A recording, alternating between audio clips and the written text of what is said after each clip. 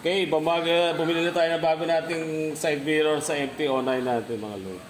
Kasi ano na siya, maluwag na. Pag maanda, tumutupi na siya. Niligpitan ko na yun dito. 10, ang hirap pa naman higpitan pero wala na rin. Balaktot na, talagang maluwag na. Ngayon, bumili na lang kami ng salamin na ganito. Ito, mura lang to. 175 lang. 200 plus pag pati shipping fee.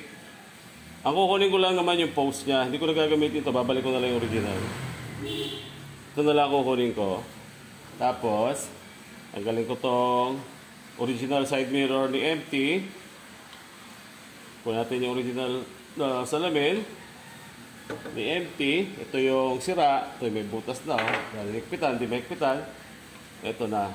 Nalagay natin. Original pa rin. Ang post na lang hindi original. Ayan. Sakto naman yung trade, no? Para may mga nagbabalak magpalit ng ano dyan.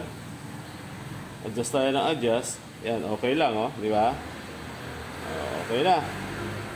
Dito muna tayo. Stop natin.